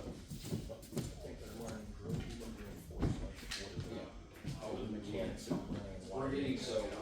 It's pretty cool. Yeah, I'm gonna go to the other side because they're exactly the same. Yeah. Yeah. Well, makes sense. Sauron's gauntlet, yeah. The ring from Sauron's hand. Around, you're constantly making provocations. There is a position that they move to and from. This is your main guard. They have a position called the Bella Espanola, which is where they're moving. And you like drop down into a rear-weighted fencing stance, but then you're back up again, like that. And so when you do that, drop your legs down like that, and you're either up or down like this. This is for, we're fighting, you get too close, and I have to pick it up, and then go back up and continue fighting forward. So let's say, what was your name? Kevin. Kevin. Let's say that Kevin and I are fighting, we're just out here doing this, and Kevin just starts kind of throwing cuts at me, and I don't like this, and he's getting too close, so I just put my point in his face like that. So, when someone's being kind of crazy, or they're getting too close to your comfort, what does Lakushra say to do? Thrust in the face. Yeah, put your point in their face. Yeah. Now, not necessarily I'm trying to thrust him in the face, but this is a stop. Stop that. And it's essentially is what that's supposed to be. So this is like a water bottle going no. Yeah, it is. It is. This is a warding guard. Now, often, if they're close enough, it does land as a thrust to the face. But a lot of times, it'll get them to be like, oh. And that moment of like kind of move backwards is your moment to start to essentially retake the bore and continue to move in, and to stop getting compounded by what it is that they're doing. Now, where rapier is kind of different in regards to receiving cuts. If you throw, say, cut one angle at me, and I go to parry like this. This is a good parry for a cut, but this sets me up for what? My own cut, right? I can cut back towards. But if this is primarily a thrusting weapon, how instead would I like to parry? If I want to thrust them right after that. Point forward. Yeah, it'll be point forward. So it'd be essentially, it sets them kind of like that. But this is going to be more extended. So if you throw that same cut one at me, this, forward, like this. But you have a buckler in your hand, and you can catch it like this. And so your thrust, I'm not going to hit you, but it will be forward like this. And the same in second on the other side. So what we're going to do as an application, we're going to learn how to cut from the atajo straight in. So the first thing is going to be where I make my atajo, and I cut with a transverse step in like this. And we're going to learn to counter to that directly. So we're not going to spend a lot of time on this. All it's going to be, atajo, cut, and pop. Now notice, when I cut, I pop the tip into his head, and I immediately bring my sword back to cover that side.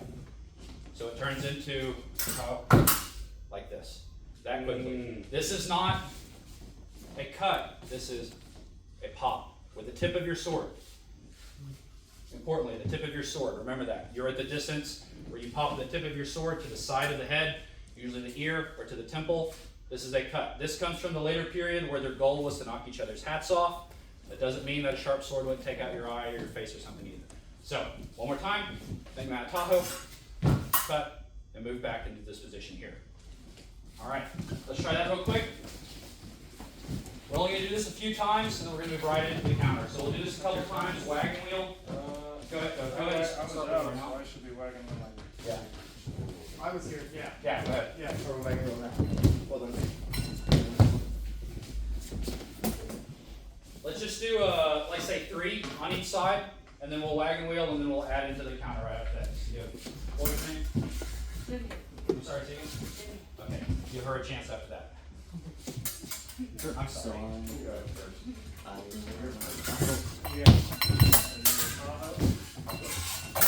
Now, this is a transverse step again. As I'm stepping in this direction, like this, I step in with my atajo, and I step out again and regain my original stance.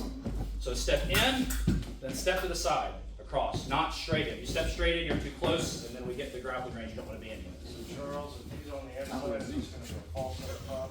On the outside like this, how about that guy? Yes, regular true edge. You're going to atajo here. Do it this time and hit me. Oh, yep. No. Yep. So step this way as you do it. Okay, ready? Yep. Step the arts. That's fine. Nope. I'm not hard. Step this way.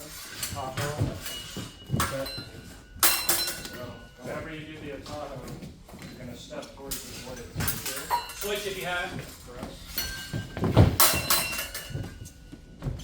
I'm ready. Okay. It works the same way. So you're going to step this way. Everyone else is down that way. Can I get one more? Sure. 3 more reps. Immediately bring this back down.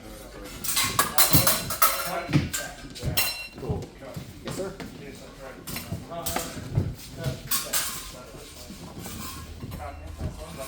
Yep. Do that like 5 times. For a little part. Want to go a little bit more? Sure. 1-on-1? Yep. Kind of keep up.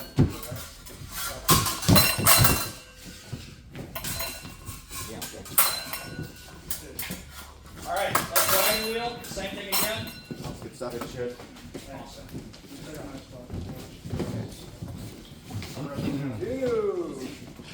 All right, same thing. Continue on. 3, 3. Oh wait. Sorry, I screwed you up. It's Ready? fine. Derek just wanted All right. to break down. The outside line will be a little bit. Go ahead. Yours is still more or less the same visual. But don't defend yourself. I know it's natural. Just take it. I didn't do the You're good. offline stuff well enough. trying to deviate that top. Yeah. It's Put sorry, that. so the Back paper down is in like the there. side will be better. Okay, I didn't read that. Good. Don't move so close in. Okay. Should just be a Tahoe. Your extension of your arms. So you're T-Rexing your arms, and it's taking away a lot of your range. Gotcha. So keep your arms extended as much as you can. Yeah. Good. You're good. Yeah. See? Sure. You might as well. That's a lot better too. Yeah. Safer too. Yeah. 1 and 1 or 3 and 3? Go 3-3. It'll be good faster. One more? Okay. It's a little weird. Just pressing on the couple. I didn't move. That was. Probably me. Yeah. Not sure what happened. Otherwise. I probably pushed too far. Yeah, Sorry. I think so. You did the Apollo, you like like Nope. that. Can I try one more? Yeah. Yeah. Okay. I need to work on my distance on that.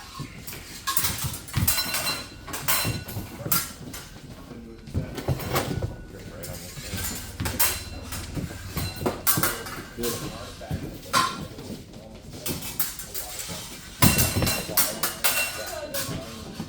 You can be pretty far.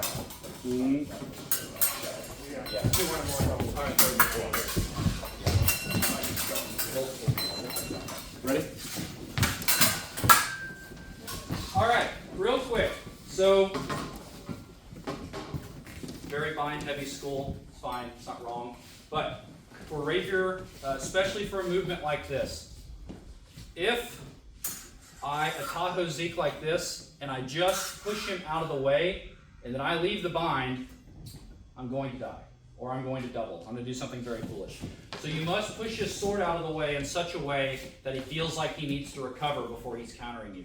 In rapier, earlier when I was talking about the direction of power is the direction that you're pointing, when I make my Tahoe, I point this direction, and it is slight flick. And I'm going to do this to resist my sword, and I still flick it out of the way by pointing that direction.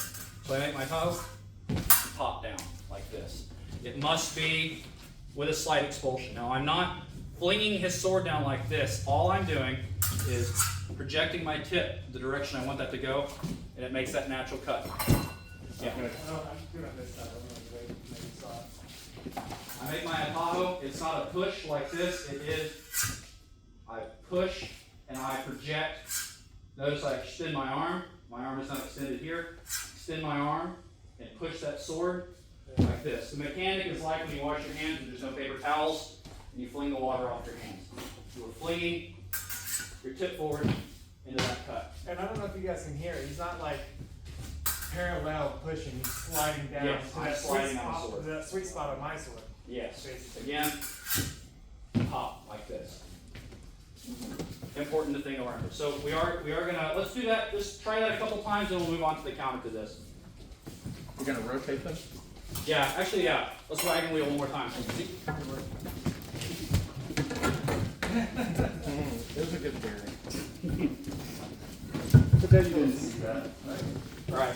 Really focus on trying to get that pop in the Tahoe. You go.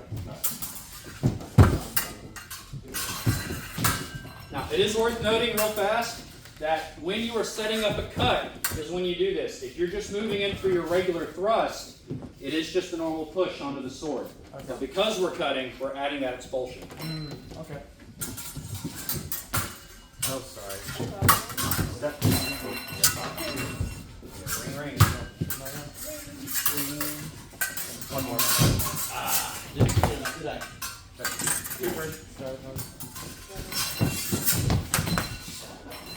No, I think like down. Push it down. Yeah. Yeah.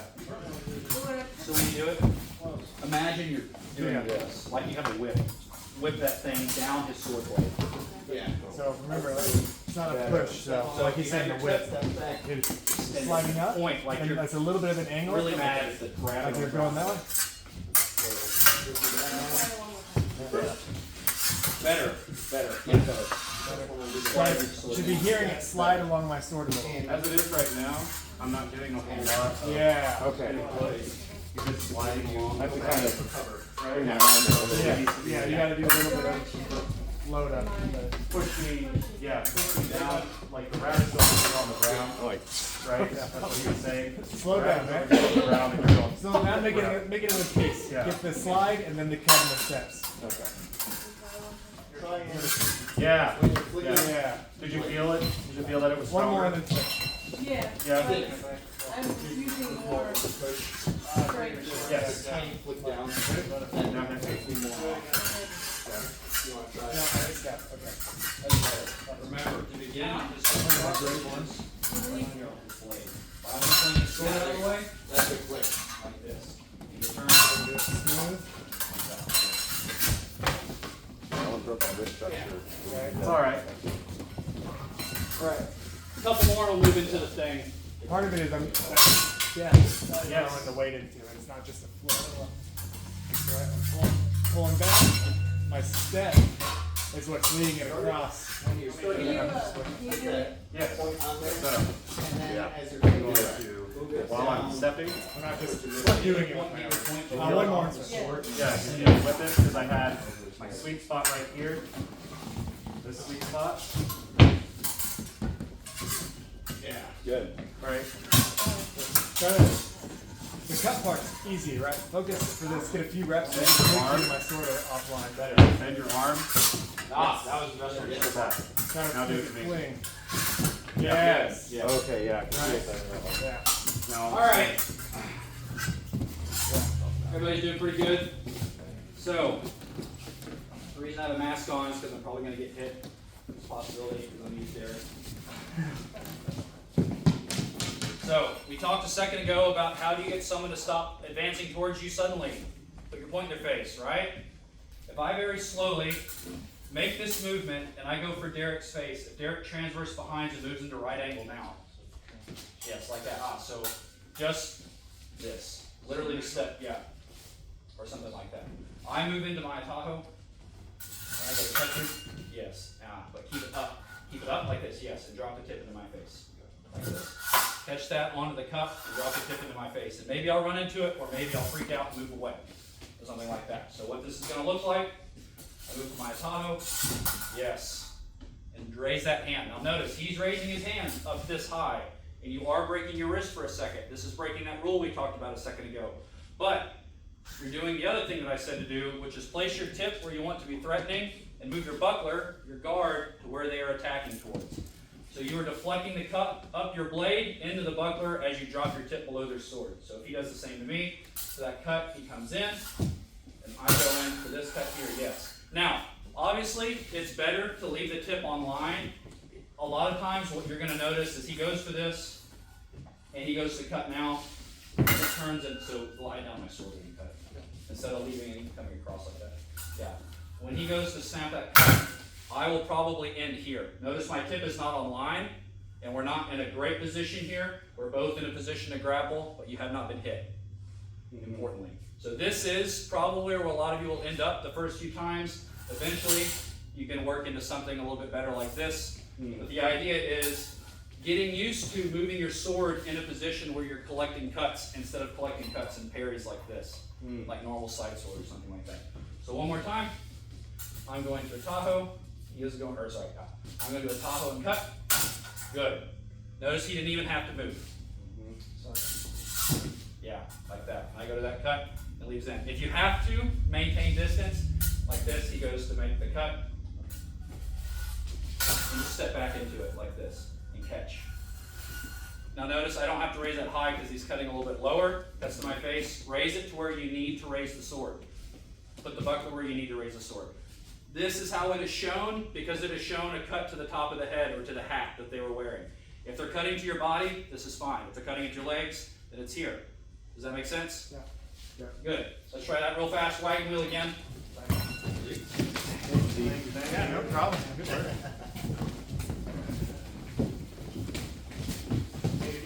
Hello, hello. We've done a full rotation. I'll have you go from all Tahoe. So when he does that, go back to that same position. So halt right here. Go for your cut. As he goes to your cut, raise your sword up and step backwards. Step out with your back foot. With your back foot and then gather your feet together. There you go, like that. Nice. Counter this way. This is where you should be aiming like this. Literally just sit down. You gather your One more. Yeah, getting lower. Yeah. Good. I do too. Try to pay attention to what I'm cutting and don't just like do it by habit. One more. Yeah. Now remember, it's trying Yeah. sword in front of you, like that. This is fine. Just palm it. don't rely on like trying to work it in. You want to make sure that it's in the middle, and then if it lands, it lands. If it doesn't, One more. cover. One more. Okay. Yeah, one more. That was my bad. But anticipate it. Yep. Keep it behind if you can. Good. Yes. Now notice it's high. It's okay. You can hit. Yeah. Gets better after a while. There we go. It may help keep your sword in third. Like when you go up, like this, where your guard sticks up above, so you don't lose your top How's of your that? belt. That's a, So skate off the top. Tension on your so, cross. we're here, right? Okay. We're extended, and you're not going to Better. Yeah. Instead, Good. There we go. Okay. You're sliding along, right? And when you do it, it's at a little bit of an angle, There it is. right? That way you're flinging. One more. So there's a little bit of a slide. So don't push the tip. Feel like Yeah. You think like this. We're here. I feel like a 3.5 material longsword. Or the way it flings Without back your and forth. sword, I'm just dropping it like that, but I'm at an angle that's a little slightly perpendicular, right? Don't focus too If much you do on it pointing your tip dead in the on, face. that happens. That's If you go a little bit to the side, get your buckler up that in the way happens. so that they don't get hit in the face. So you don't get Right, hit. so you're a little bit, yeah, good. Point on in a second to not get Yeah, hit. and then you cut. Good. Better. Cut, not thrust.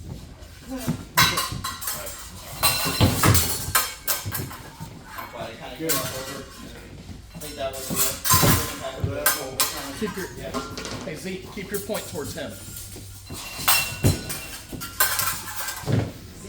Try to, Oh, you yeah. can know you're Look at doing that. good when you can hear them slide across. yeah. So it's like an audio cue. That was more of a push to the side.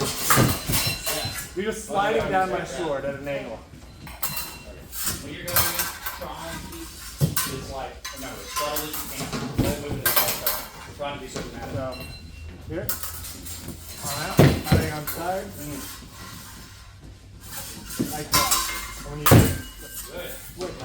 swinging it. Yeah, better. Give it a second, let your arm rest. One more food? One more and we'll switch. Good. Ready? You have to step straight back.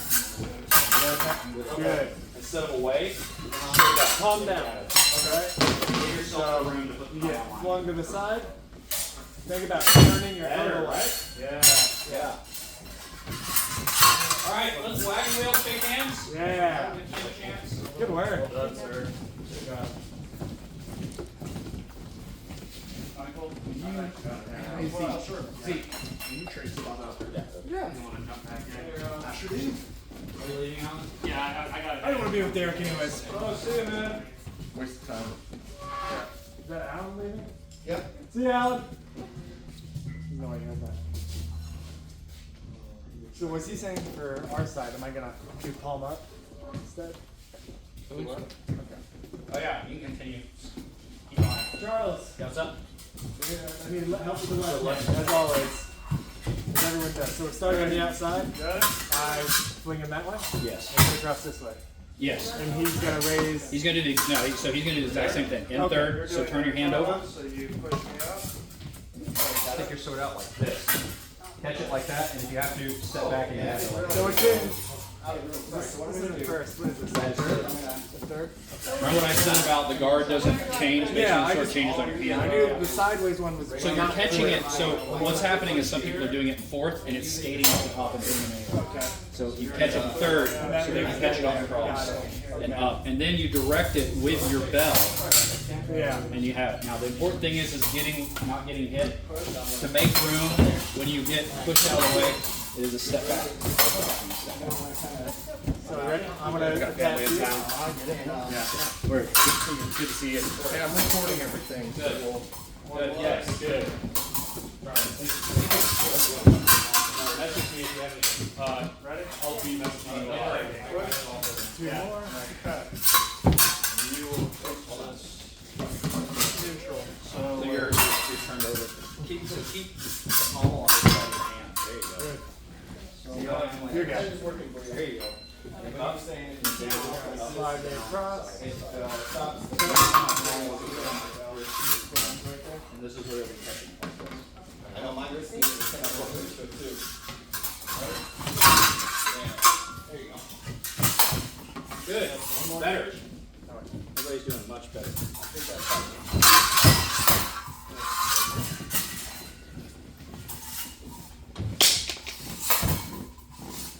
Just slide it down. Stand right there. Ready? I spell him. Watch my feet. Spell him. One more. So I'm never turning this foot over in front. I'm not having to take big steps. Oh, yep. Yeah, don't anticipate it. Feel it. Good. So feet Good. is just step. Right? Back up a little bit. Two more and switch.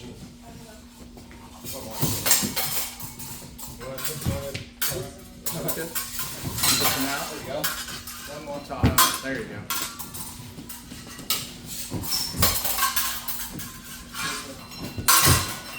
Good. Good, Zeke. Both Zeke.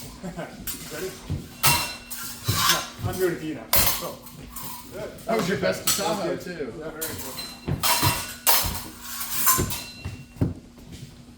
Don't move too soon. Good. A couple more. One more thing. Another one. Wobbles. One more. That's why I keep steering myself. Good. Yeah, there you go. Rest for a second. Good. Thank you. All right, cool. All right, so the final thing we're going to talk about. You'll notice we've been doing a lot of positions that require your hands to be down like this, require your arms to be down like this. So it's really easy. If I do this too early and Derek decides to push down on my sword in any kind of way, this is super weak for me to be like this. So if we're in a high position, say I'm on the outside line and Derek pushes against my sword, and now he's really close. My counters are all things like way out of the way and I have to back up, that sort of thing.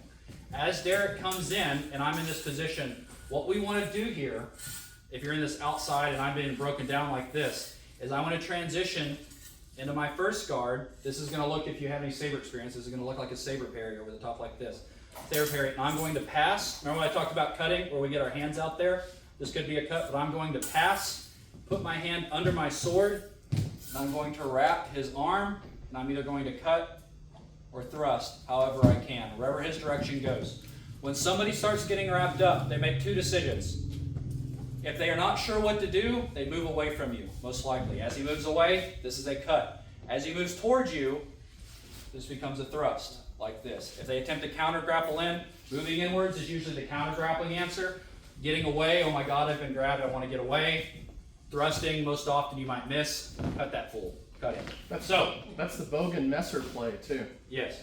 These are all very similar. Now what makes this different is that this is a longer weapon. So what can happen is if I get to the same position and I wrap like this with my sword in front of me, then I have to like get my sword away to be able to do something. I cut myself off from having, if I do it behind me, I cut myself off from having this cut that way. I might still get the wrap, but if I grab the sword in front of my sword like this, then I only have this or this, and if he tries to get away from me, then I'm in it's an awkward position. You want to make sure that you go under your sword like this and wrap the blade. It's better to wrap and grab the cup like this. Now don't yank and break people's fingers, just grab it so that they can't do anything, and then you either present here, and depending on what they do, thrust. I would say, just for the purposes of this drill, we'll just pop the head like this. So one more time. We're going to start in a right angle on the outside line. He's going to push me out of the way and begin to thrust in. Parry, step with your left foot like this. Here I am in a demi lunge with my left foot, and I'm going to step back as I'm pulling his sword and cut it. So it's just step in, step in, step back, like this. Step in, step back. This is the same as if I was just doing something like this with my hands, except this comes into play like this. Now, when we do the arm wrap, I know most of you are experienced in wrestling. When we go up, we're going to shoot over with a knife hand like this until it's right at our armpit, and then wrap your hand around like a little snake and grab the sword. We'll be closer. So if you can grab onto the quillin, that's better. Grab onto the cup, grab onto the wrist, whatever, as long as you have this position here. For any interested in Fiore, this is called boar's tooth. This is the unarmed boar's tooth guard. This is just an arm bar. That's all it is. So we're gonna do this one more time. Outside, he pushes in and becomes a thrust. Now notice, because he's on the outside, now he's in second guard instead of the fourth guard. You're gonna thrust in, across your body like this. Notice how when I do this, I'm up, I open up my chest, and I pass, and then I cut as I step back out of it like this. Let's try that real fast. 5-5. Remember, this one starts from the outside line. I'll come by here. So You're thrusting me up, right? I'm going to ask him, and you begin to thrust towards his chest. Yeah. There we go. So wrap the sword. So you don't tie yourself up like that. Well, if you're almost up. You don't stretch your sword. Step in on the wrap. That's why I'm saying open up your chest where you get to this. Oh, yeah. So let's just do it. If you had all the pieces, just put them together. Yeah. Wrap. Since it came up, the reason I'm talking about opening up your chest so much is if I'm with Zeke real quick. If he comes in and I do this like this and I do this, notice I kind of like scrape my own sword across myself, or I tie up my own sword. Whereas instead, if we're on the outside and he comes in, this open line allows you to get your sword free, big, and cut through like that. I'll also say on that first one, I easily could have pulled it out as he was hanging it up. You think so? I noticed. You're doing it slow. Oh, slow, yeah. Also, This is you're catching them on forward momentum is the general goal here. I mean, everybody knows, especially with experience, slow drills, it's easy to find very obvious counters to things. Maybe you could, maybe you couldn't. I don't know. When we spar later, try and get away with something. the open chest one, no. When you Yeah. did it, Oh, you're chest, talking about the closed it was chest so one, yeah. tangled up and it had so much Oh space. yeah, 100%. I'm worried about this whole thing. He's Yeah. got all the time in the world to do it. Yeah, that's not the, Yeah. not the Okay, I was just correct like, way. hey, you can try. No, correct way, I don't think so. Okay, yeah, I have at it. Keep going. Make sure to open up that chest. 2 more. Remember, Predatura, Matadors, big. So you need it in the armpit. Last one. Yes. That's it. And so much for me to do. Yes. When you come in, Thrust in? No. Yeah, that's outside. Let's do 3 more. Then I'll try. Here. Breath. High. Armpit. as you go into it, get used to No, it's good. at the same time. You raise up Try and get them at the same time. If you do Reach under your sword. 1, 2, 3, So reach. and you break that tempo, Reach it's out time to high, reach react. under It your must sword. be 1, Under 2. under, Like right? that. And then you step forward and wrap around that. Good. Yeah, you don't grab Good. it, you just go. One more. Right. One good breath. Strong outside. I thrust. You do bogan. Now reach under at the same time. Wrap around. Yeah, yours will just be across. That's perfect. Closer when you wrap, you're close to the hand or the cup. Front to the inside. What I'm doing is Front to the inside. Here? You're going to thrust it here. and then as you're wrapping, you're kind of letting that go behind. That's what it looks like without the hand. I believe in Messer, this mostly goes to the arm, the wrap, instead of the sword itself. And that allows you to have more of a chance to throw your opponent. But because we're wrapping mostly the sword, that's why we're stepping away from the action instead of farther in.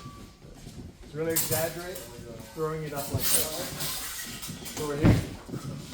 Without me doing anything, do that. Imagine like a matador as he's walking out on it. It's just this like big, he's got his cape and everything. That is 1 and 2 and across. This is a very resolute motion. Your turn to back. Ready?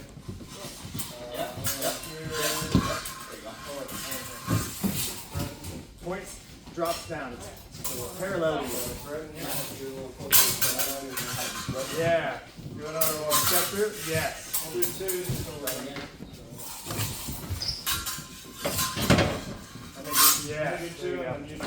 Sink that sword up tight. Right, if it moves around, it might slide. You reached over your sword, right? Yeah.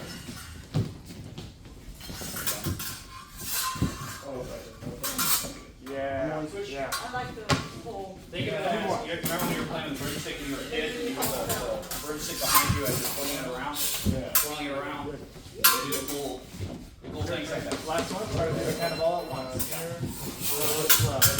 Good. Yeah. Check my form on. You attack me. You to me. 1. Good. Yes.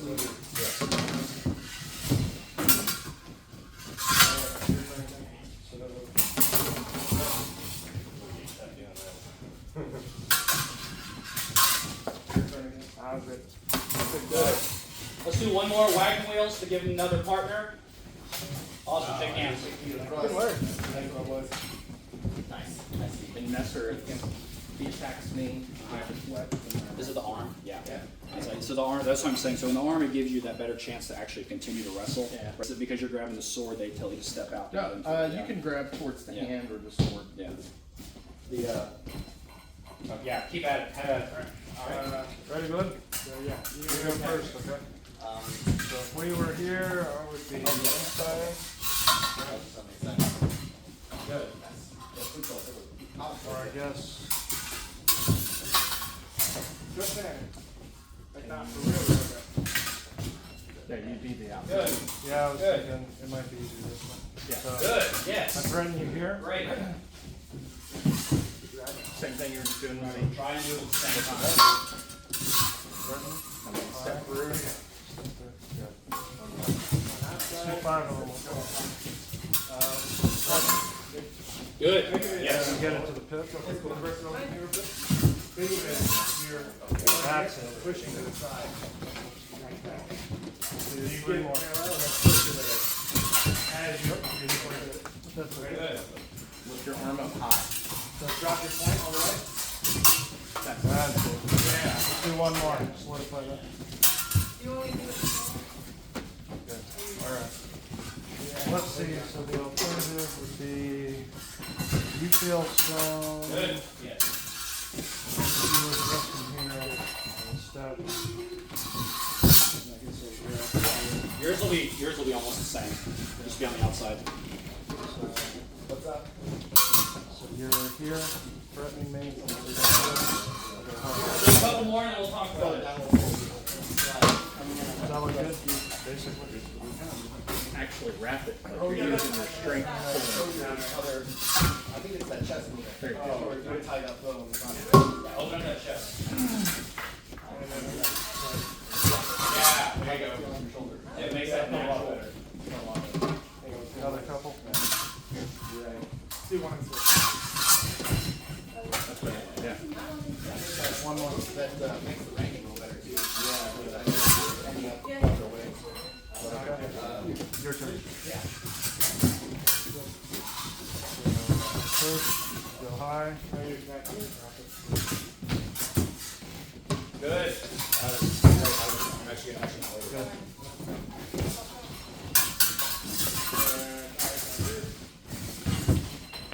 All right, that's pretty good. So, One more. yeah, one more. Oh, try again. Good. Shake hands. That's it. So you notice a lot of times, and a lot of you fits, especially opponents who aren't trying to be, just let you hit them. When you get an arm wrap, or you get some sort of control on their arm, and you're indicating you're about to hit them, they start kind of like doing something with their offhand to try not to get hit. And Zeke, did the right thing. When someone is doing that, trying to get away from you, and they're just like waving their hand around, legs. Cut at the legs while they're wrapped up. If we do the same thing again, and he pushes me across, and he starts like flailing with his offhand, and I'm trying to just sleds. They cannot, if I swing that thing, even at, kind of mean, even at the ankles, I've got their body wrapped up. They can't slip. They can't block that. They will be hit. There's no way they can block that. Their hands don't go down that low. Right? Unless if your hands do go down that low, then that's not fair. That's not fair. All right.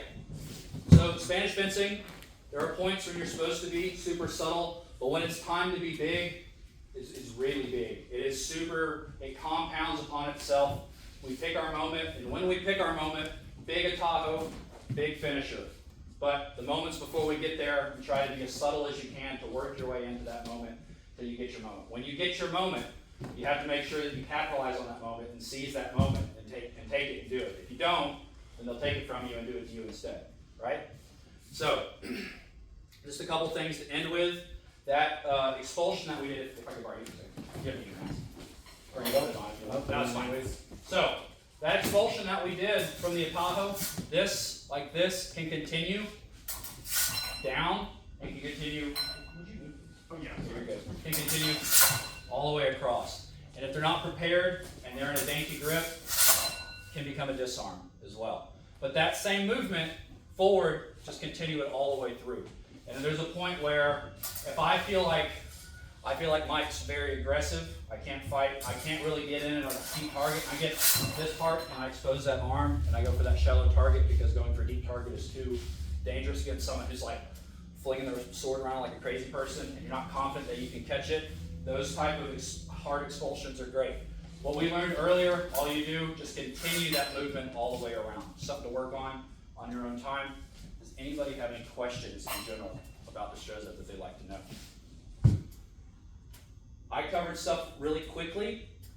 Because you guys are a pretty bind-heavy KDF school, it sucks that I have to caveat a bind-heavy KDF school, but whatever. Because you guys are very bind-heavy KDF school, a lot of these blade actions work exactly the same. They work exactly the same. You keep the bind in the same way. A lot of your grapples, because they are single sword, are almost identical to a lot of the Messer and Dusek grapples as well. Both of those conclusions were not unfamiliar to some of you. They're just that you can only grapple and hit somebody with a sword so many ways, right? The biggest differences that I wanted to highlight were just the difference in the movement of the feet and the preference of using your point to defend against a cut online as opposed to having a dramatic step offline to be able to do so. So, once again, are there any specific questions for me on Destrezza? Or right here in general? Where are you getting these sources from? Like So my favorite Destrezza source is Rodrigo de Canto, which is a super late period source where he focused a lot on the vulgar movements because at that point in time they began to fence the Italians and French more and more often and less each other, and it became necessary to create or to add to their system things to counter very specific Italian and French methods. And they still managed to keep Destrezza in addition to a couple of new things. All they did was add a super low stance and a kind of lunge, but they immediately get out of those things to continue to do the true art. They call it, it's like when I have to fight the vulgar people, I have to be vulgar too, and then I get out of it as soon as I can. That's the idea behind it. And all that looks like, it just looks like normal fencing. There's nothing, it's not like, they talk about it like it's a secret thing they invented, but it's just, we're doing this like, oh, and now I'm here, and then they're like this again, and it just looks like normal rapier for a second, and it gets out of it. Yeah, that's some probably what you were Yeah. So their thing is that the truest art, the truest dexterity reserved between two practitioners of this art. Against a vulgar person, they justify not doing the true art by saying they don't deserve my effort of the true art, so I'll do this other thing to dispatch them so that I can go back to doing the thing that I want to do, which is the true art. It's great. The way that they talk about themselves, especially the later Renaissance period, is hilarious. Yeah, 100%. That's how they talk. The Carranza, the first part of Carranza is just how much he hates Italian people. It's not even about their fencing; he just hates them. It's kind of like Silver. It's not. He's talking about swords, but it kind of feels like he has a personal vendetta against them. The Italians killed a dog or something? No, they lived on the other side of the river. That's like the worst thing I can think of. Yeah, what do you mean? They're over there. That's really all I had for Destrezza. Like I said, what I would encourage if you want to train this yourselves, get super used to when you make your atajos, doing as little movement as necessary to be able to make the move continue to work. When you're new to something, bigger movements usually gain you more time sometimes, but against a better opponent, a bigger movement is something that can be punished. So the goal here is to try and do everything I was showing you earlier with as little offline step as possible. It must still be offline, but as little offline and as little push and as little pressure as possible, so then you're able to make the same stuff work so it gets tighter and tighter and tighter. And as you keep going, with those expulsions, get used to going around and around and around and all the way through. This is some advice to give you. And then for your footwork, honestly, if you want to work on your footwork, just get used to moving to where your back foot is kind of canted out to the side, and get used to leading with whatever foot that you're moving towards, whatever side you're moving to. Side to side. Good.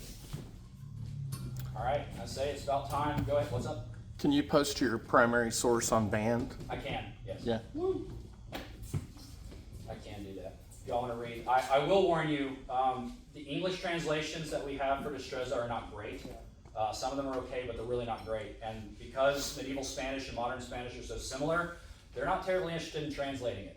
So it kind of makes it hard. Rodrigo de Canto is in Spanish, but you can translate it yourself if you want. It will go into Google Translate. It'll just be weird. I recommend. I can also post some video references of people going over it and explaining it. If you want to sit through hours and hours of somebody talking about a manual, but how much do you love Vincent? You know? So, but yeah, I'll post that in BAM for sure. That'll be fun. If you have any questions for me or anything specific, just come find me. Otherwise, gear up and kill each other. Thanks, Charles. Woo!